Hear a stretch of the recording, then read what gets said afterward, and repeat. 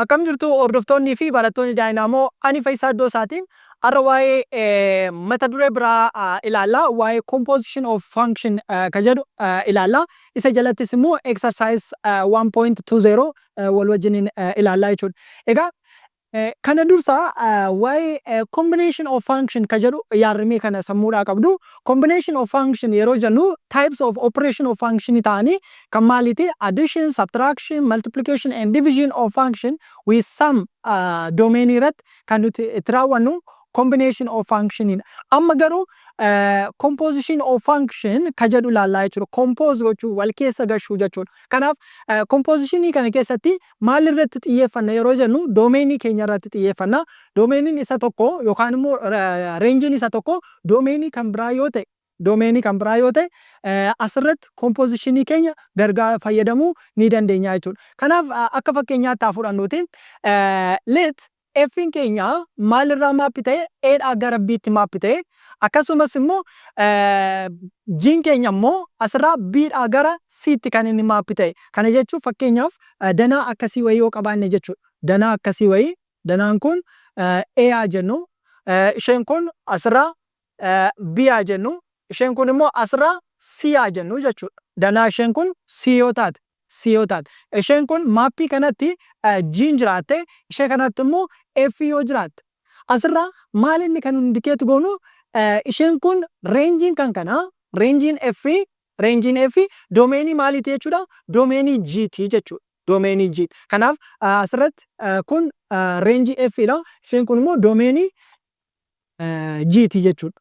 Kanaaf hariiroo mataa isaaniiti kan isaan qabanii jechuudha. Kanaaf egaa yeroo akkasii kana maal fayyadamuu dandeenya jechuudha? Compose gochuu dandeenya. Therefore, in this case, the composition is a function h defined by what? H keenya g of f of x dha. G of f of x. Maaliif asirratti inni reenjiin isaa dirqama doomeenii wanta sanaa waan nuu kennuuf.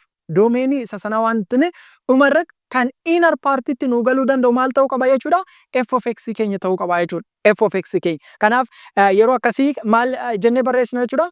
G of f of x or g of x jennee for all x an element of what?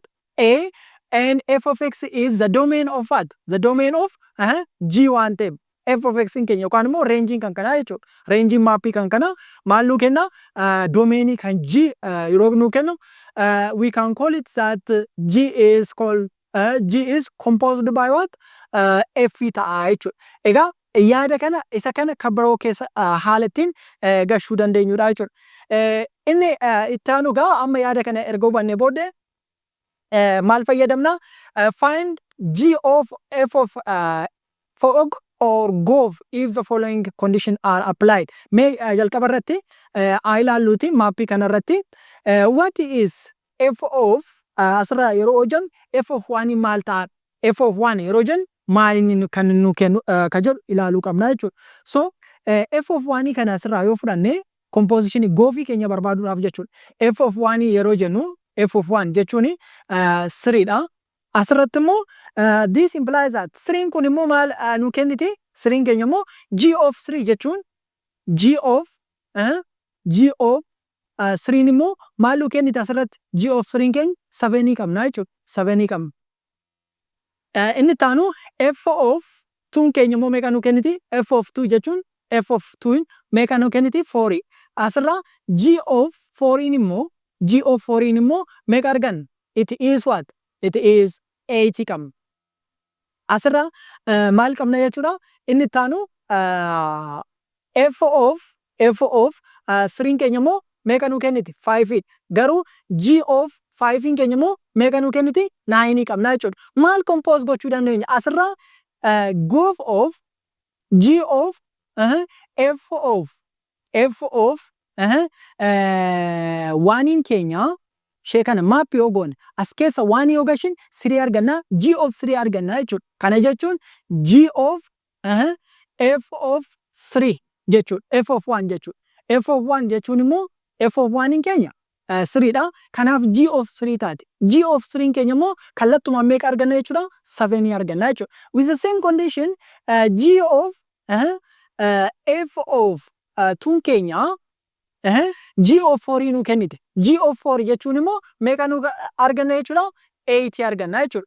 And the last one is G of f of 3 immoo G of 5 nu kenna. G of 5 kennamoo 9 nu kenna jechuudha. Kanaaf goofii keenya asirraa goofii keenya yoo fudhannu G of f keenya maal nu ta'a jechuudha? It is 1 yeroo ta'u 7 arganne. 1 yeroo buusu 7 arganne.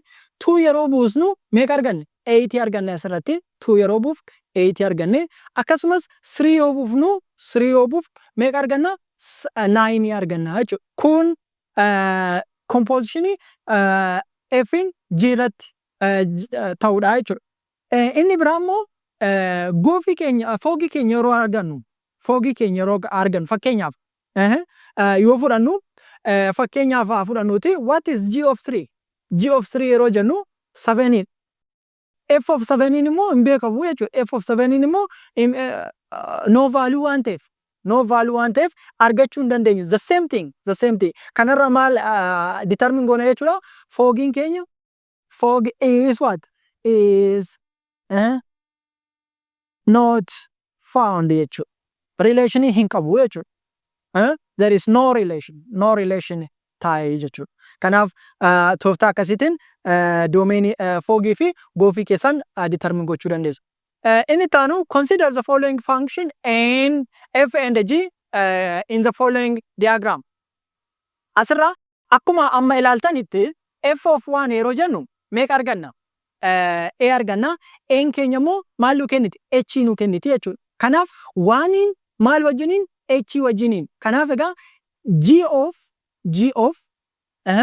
f of 1 yeroo jennu G of f of 1 keenya G of this is the same to G of A jechuudha. G of N keenya immoo meeqa nu kenniti? N keenya maalitti maappi taate? H taatiin. Akkuma sana G of f of 2 keenya immoo f of 2 maalitti maappi taate? G of D wajjiniin. G of D immoo maalitti maappi taate? G tti wajjiniin taate jechuudha. Inni taanu G of f of 3. F of 3 keessan yeroo fudhattan B tti maappi taati. Kanaaf kun B dha. Then it is the same to G of B. B immoo maalitti maappi ta'e? E tti nu kenne jechuudha. E tti nu kenne. Asirraa inni taanu G of f of 4 immoo f of 4 kun maalitti wanni ta'e? C tti. G of C dha. G of C jechuun immoo meeqa nu kenne? It is F nu kenne jechuudha. F nu kenne. Kanaaf asirraa maal determine goona jechuudha. Therefore our gof is it is simply a relation or a function which gives what? 1 in H wajjiniin akkasumas 2 G wajjiniin inni biraa 3 E wajjiniin inni dhuma maalinni 4 immoo maal wajjiniin? F wajjiniin jechuudha. F wajjiniin. Kanaaf tooftaa kana fayyadamne salphaadhumatti value keenya determine gochuu ni dandeenya. Inni kabira haala kamiitiin immoo function immoo decompose gochuu dandeenya. Maaltu gaafatame? Find G of f of x and f of g of x and evaluate that result at x is equal to 0 and x is equal to 2. Waan lama barbaanna asirratti. Inni jalqaba G of f of x. G of f of x jechuun it is G of f of x jechuudha. Kana jechuun bakka x keenya maal buusna jechuudha? F of x keenya buusna jechuudha. F of x. Kana jechuun x plus 2 kan ture sun bakka ishee kana maal buusna? X square plus 2x plus 1 kan bakka ishee kanaatti buufachuudha jechuudha. G of x keenya. I mean bakka ishee kana bakka x square kan bakka ishee kana akkasumas bakka x kana maal buufanna? F of x keenya ishee kana finnee eessa buufanna? Asirratti ishee kana biratti buufanna akkasumas ishee kana buufanna jechuudha. Kanaaf x square kan ture sun maal ta'a jechuudha? F of x square ta'a. F of x square jechuun immoo x plus 2 the whole what? Square plus 2 times x. Bakka x keenya x plus 2 buufanna minus 1 taate. Ishee kana yoo estimate goone x plus 2 the whole square yoo jennu x square plus 4x plus 4 jechuudha.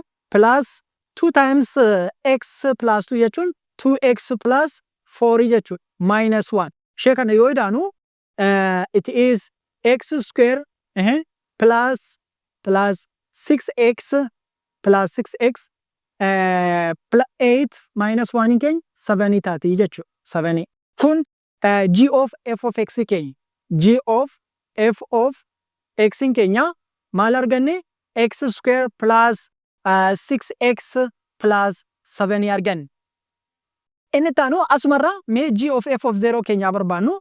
Now g of f of 0 jechuun bakka ishee kana 0 buufuu jechuudha. 0 square, this is 0 square plus 6 times 0 plus 7 taati. Ishee kana yeroo argannu meeqa arganna? 7 arganna jechuudha. Inni lammaffaan immoo akkuma sana g of f of 1 buusaa. 1 yeroo buusnu x square kan taate 1 square plus 6 times 1 plus 7 taati. Isheen kun meeqa arganna? 1 plus 6 plus 7 keenya immoo 14 arganna jechuudha. Kun tooftaattiin value keenya sana g of f of x keenya sana itti argachuu dandeenyudha jechuudha. Erga sana goone booddee kana goone booddee termiin itti aanu immoo kan 2 keenyaas ishee kana 2 irrattis fakkeenyaaf g of f of 2 keenya yeroo estimate goonu 2 square plus 6 times 2 plus what? Plus 7 jechuudha. Isheen kun afurii ida'uu 12ti. Afur ida'uu 12 jechuun 16 ida'uu 7 jechuun immoo 23 nu kenniti jechuudha. Kun haala ittiin value keenya argachuu dandeenyudha. Kabira inni lammaffaan keenya foogii keenya immoo barbaanna. Fog of x jechuun it is the same to what? F of g of x keenya jechuudha. Kanaaf asirraa immoo isheen termiin kun bakka maalii buusti jechuudha? Bakka x keenyaa buufanna jechuudha. Bakka x keenyaa ishee kana jechuun g of x keenya kanatu ishee kanatu bakka maalii buusna? Bakka x ishee kanaa nu buuti jechuudha. Bakka x keenya. Then asirraa maal arganna yoo bakka buusne x plus 2 kan ture suni it is x square plus 2x minus 1 plus what? Plus 2 taati jechuudha. Ishee kana bakka x waan buufneef. Kana yoo idaatani meeqa argattu? X square plus what? 2x plus 2x minus 1 plus 2 jechuun immoo meeqa? 1 taati jechuudha. Minus 1 plus 2 k. So this is our value. Amma gaa gara wanni keenyaatti hojjenna. F of g of 0 k at x is equal to 0 keenya yoo wanni goonu 0 square plus 2 times 0 plus 1 meeqa arganna? 1 arganna jechuudha. Inni lammaffaa fog of what? Fog of 2. Kana jechuun 2 square plus 2 times 2 plus 1. Ishee kana yoo wanni goonu afurii ida'uu tokko jechuun meeqa arganna? 9 arganna jechuudha. Kun haala ittiin value keenya salphaadhumatti compute gochuu dandeenyudha. Inni lammaffaa biin keenya jechuudha. F of x is equal to x square. In this case x should be greater than or equal to minus 5. Asirratti valuun x keenya x must be greater than or equal to minus 5. Kana irratti kan nuti value keenya domainii keenya restrict nuti gochuu dandeenyu. Egaa inni jalqabaa maal barbaadeedha? G of f of x keenya g of f of x kana jechuun maal qabna jechuudha? Bakka x ishee kana f of x buufnaa jechuudha. Kanaaf square root of x square plus 4 plus what? 5 nu taati. Kunis the square root of x square plus what? X square plus 9 taati jechuudha. Erga kana arganne booddee what is g of f of 0? G of f of 0 jechuun bakka ishee kana 0 buufna. The square root of what? 0 square plus 9. The square root of 9 taati. The square root of 9 keenya immoo 3 nu taati jechuudha. Inni lammataa asumarratti g of f of what? F of 2.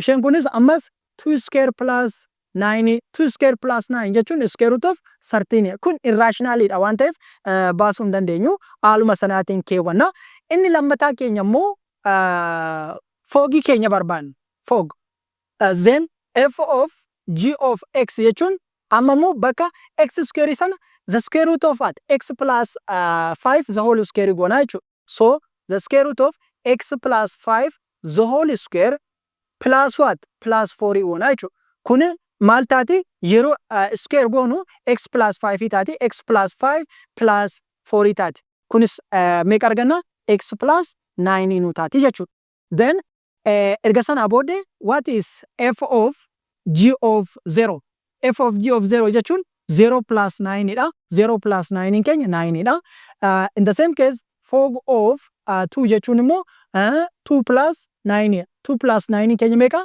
11 nu kenniti jechuudha 11 tooftaa akkasitiin salphaadhumatti compositionii keessan barbaaduu ni dandeessu jechuudha inni taanu exercise keenya maaltu kenname let f of x is equal to x square plus 2x and g of x is 3x minus 5 then find fog of the given particular value kana hojjechuun dursa estimation a b c d keenya barbaaduun dursa duraan dursine fogii fi goofii keenya barbaaduu qabna jechuudha so fakkeenyaaf for f of g of x yeroo jennu isheen kun bakka ishee kana bakka x'oota kanneen g of x keenya buusna jechuudha kana jechuun x square plus 2x ka ture sun 3x minus 5 the whole square plus 2 times 3x minus 5 taate ishee kana 3x minus 5 jechuun it is 9x square this is minus 15 minus 15 minus 15 means minus 13x plus 25 plus what plus meeqa nu kenniti jechuudha isheen kun 6x minus 10 nu taati jechuudha ishee kana yeroo walitti daatanii wanta kana yeroo walitti daatan meeqa argattu this value is equal to 9x square plus what plus minus 24x plus 15 arganna kun foogii keessan inni lammaffaan immoo goofii keessan yoo barbaadanii goof of x keessa yoo barbaadan amma immoo bakka ishee kana maal buufanna termoota kana buufanna jechuudha x square plus 2x keenya bakka x buufan kana jechuun 3 into x square plus 2x minus what 5 taati kana jechuun 3x square plus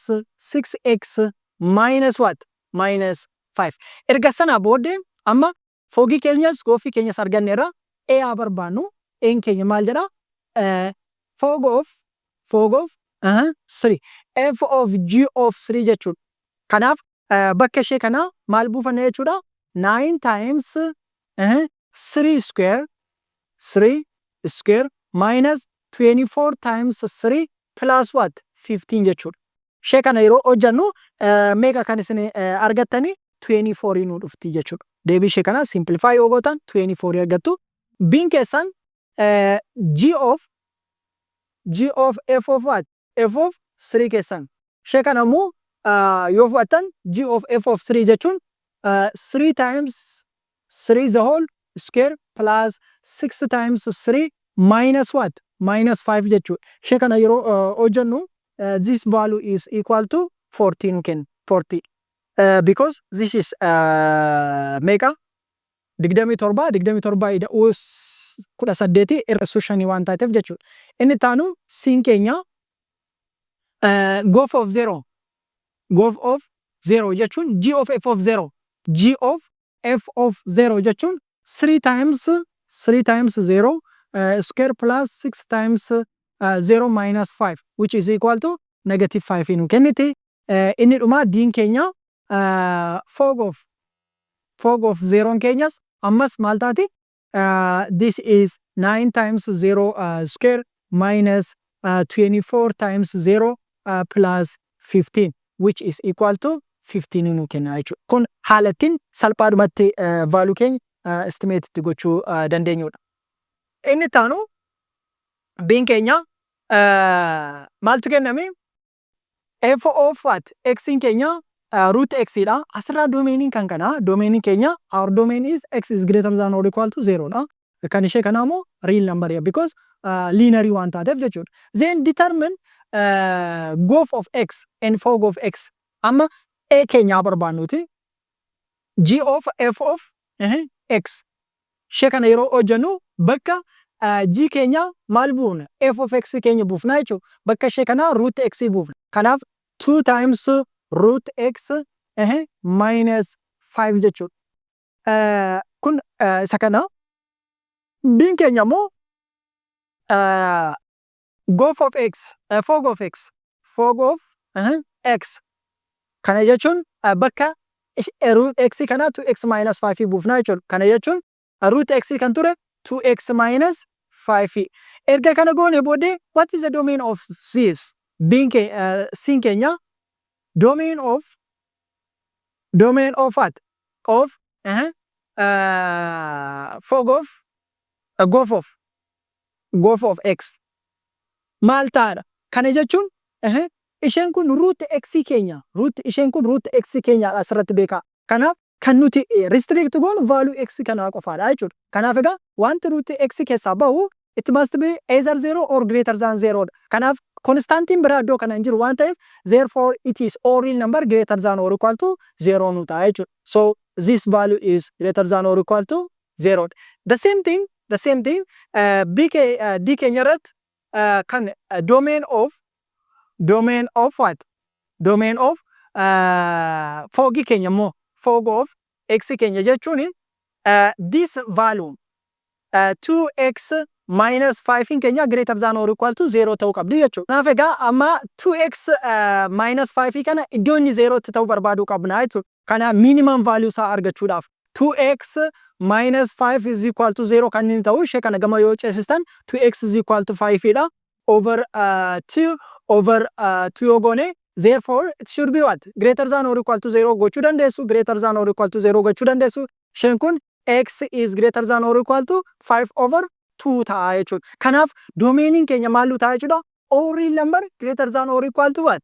5 over 2 ta'a jechuudha. So this is all real number greater than or equal to 5 over 2. Yoo barbaadan ishee kana closed interval 5 over 2 to what? Infinity jettanii deebisuu ni dandeessu jechuudha. Egaa barattoota yaarmiiwwan ani guyyaa har'aa composition of functionii qabadhee dhiyaadhe kana fakkaata. Mata duree itti aanuun amma walitti arginutti nagaatti naa tura. Turtii gaarii.